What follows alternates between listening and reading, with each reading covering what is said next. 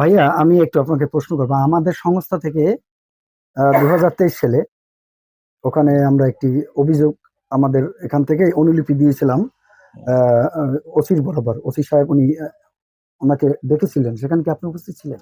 না, সেখানে আমি উপস্থিত ছিলাম না। আচ্ছা আচ্ছা আমাদেরকে আগে থেকে জানানো হয়নি। আচ্ছা আচ্ছা আমি শুনছি পরে জি যে পুলিশ ওনার ওইখানে গিয়েছিল এবং জি পুলিশ ওনাকে ডেকে পাঠিয়েছিল, কিন্তু জি। আমাদেরকে আসলে জানানো হয়নি। আমরা তো ব্যস্ত থাকি, তো আমাদেরকে জানাইলে হয়তো আমরা ওইখানে গিয়ে উপস্থিত হতাম। প্রিয় দর্শক, আসসালামু আলাইকুম।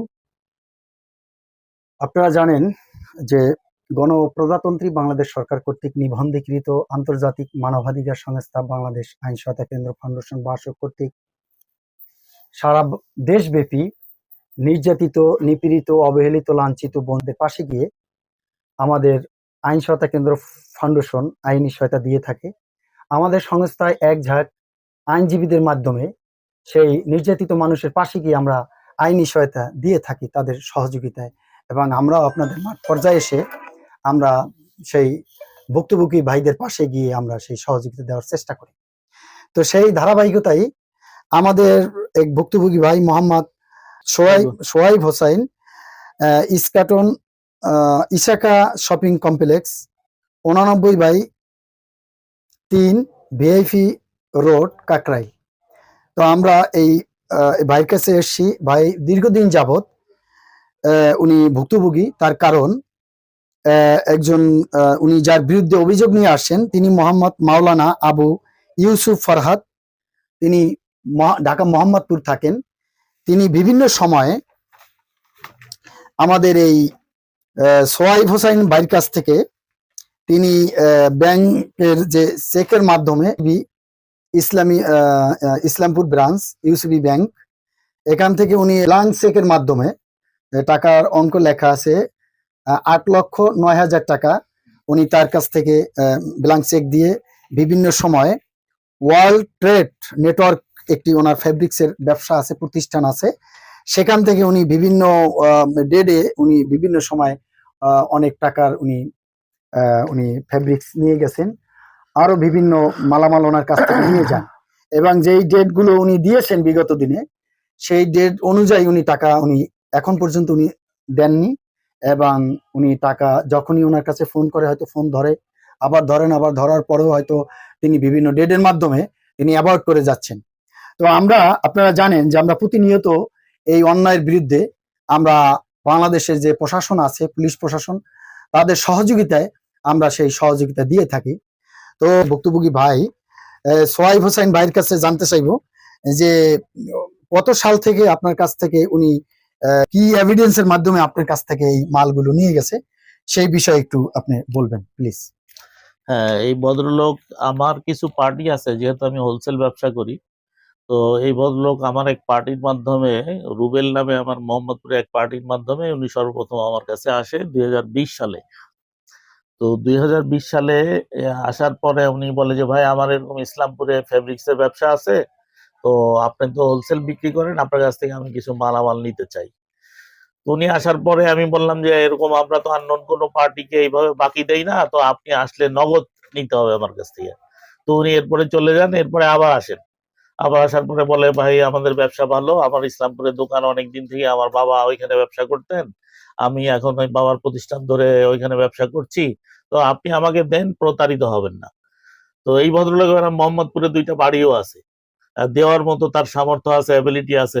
আমি মনে করলাম যে মোহাম্মদপুরে বাড়ি আছে, ইসলামপুরে দোকান আছে, মৌলানা মানুষ, মুখে দাড়ি টাড়ি আছে, দিনদার। তো প্রথমেই আমার পার্টি বললো যে না, দিতে পারেন, রিলায়েবল লোক আছে, আপনার টাকা এদিক ওদিক হবে না।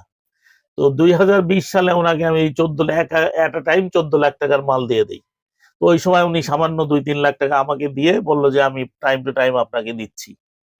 তো এই নেওয়ার পরে 2-3 বার উনি ওনার কমিটমেন্ট মতো 1-2 বার টাকা দিয়ে এরপরে আর উনি আমাকে আজকে 2020 সাল থেকে এই যে 25 সাল, 5 বছরের মধ্যে আর কোনো টাকা পয়সা উনি দেন না। উনি ওই সময় একটা চেক দিয়ে যান, বললো যে এই চেকটা আমি খুব তাড়াতাড়ি আপনাকে অনার করে দেবো, 8,09,000 টাকার একটা চেক।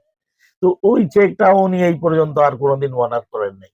তো এই পর্যন্ত এই বিভিন্ন সময় গিয়ে এনে এখনো আমরা কত টাকা পাবো, 3,40,000 টাকা এখন ওনার কাছে আমরা এই পাই। এবং বিভিন্ন সময় উনি হুমকি দামকি, ভাই আপনি টাকা উঠাইতে পারলে উঠাই নিয়েন, আমি দিব না, পারলে আমার কাছে আদায় করে নিয়েন। বিভিন্ন সময় হুমকি দামকি এটা সেটা উনি দিয়ে আসছে বরাবরই। আর ফোন কোনো সময় 100 বার ফোন করলে ফোন ধরে না, আবার কোনো সময় ফোন ধরলে বলে আপনারা তো বলছি আপনি আইসা পারলে টাকা উঠাই নিয়েন।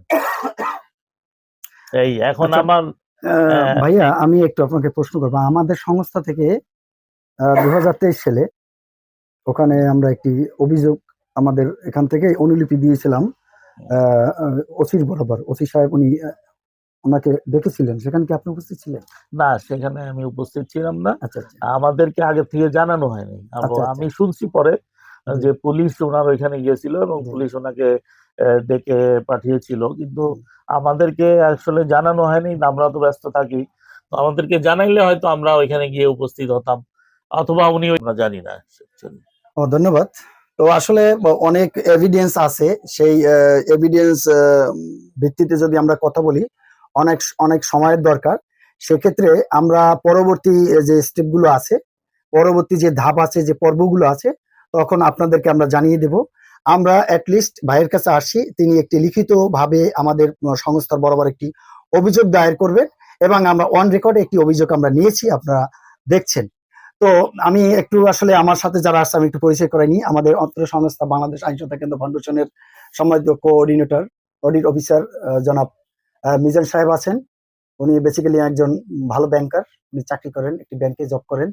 এবং আমার সাথে উপস্থিত আছেন এখানকার যিনি ভুক্তভোগী, ওয়ার্ল্ড ট্রেডের প্রোপাইটার ওয়ার্ল্ড ট্রেডের প্রোপাইটার মাওলানা, হ্যাঁ, মাওলানা সোহাইব হোসেন।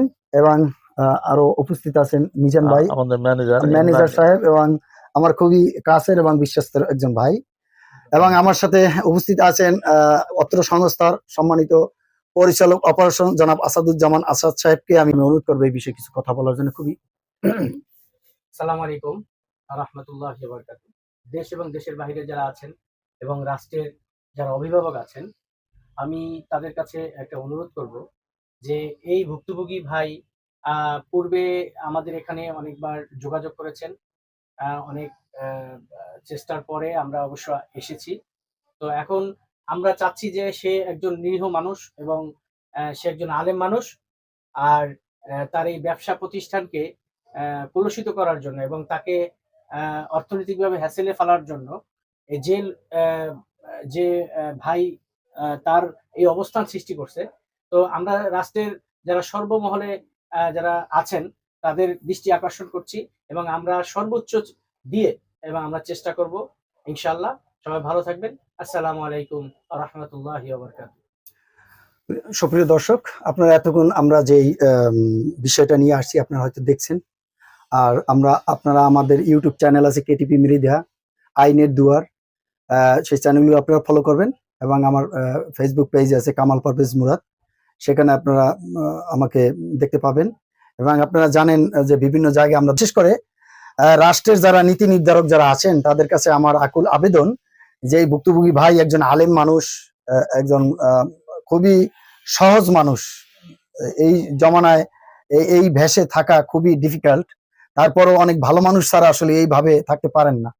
তো আমি ভাইয়ের প্রতি আমি কৃতজ্ঞতা জ্ঞাপন করছি যে ভাই হয়তো ওরকম অনেক ক্রিটিক্যাল না, খুব সহজ সরল বিদায় এই যে প্রতারক চক্র, আমি বলবো মনে করি যে উনি একজন প্রতারক। উনি উনি ওনার কাছ থেকে উনি আসলে প্রতারণার শিকার হয়েছেন। তো রাষ্ট্রের যারা প্রশাসন আছেন, আইন শৃঙ্খলা বাহিনী আছেন, তাদের প্রতি আমার দৃষ্টি আকর্ষণ যে আপনারা সবসময় আমাদেরকে এবং ভুক্তভোগী যারা অবহেলিত লাঞ্ছিত বঞ্চিত মানুষগুলো আছে তাদেরকে আপনারা আইনি সহায়তা দিয়ে থাকেন। আমি বিশ্বাস করি আপনারা এই ভাইকেও সেই আইনি সহায়তা দিবেন। তো সবাই আমাদের জন্য দোয়া করবেন। আর এই ভাই যেন তার ন্যায্য যে বিচার তিনি যেন পেতে পারেন সেই জন্য সবাই দোয়া করবেন। তো সবাইকেই শুভেচ্ছা জানিয়ে এবং দেশ এবং দেশের বাইরে যারা আছেন সবাইকে আমি আমার আন্তর্জাতিক মানবাধিকার সংস্থা বাংলাদেশ আইন সহায়তা কেন্দ্র ফাউন্ডেশনের পক্ষ থেকে সবাইকে জানাচ্ছি আন্তরিক শুভেচ্ছা এবং অভিনন্দন। সবাই ভালো থাকবেন, সুস্থ থাকবেন, সেই কামনে আল্লাহ হাফেজ। আসসালামু আলাইকুম রহমতুল্লাহি ওয়া বারাকাতুহু।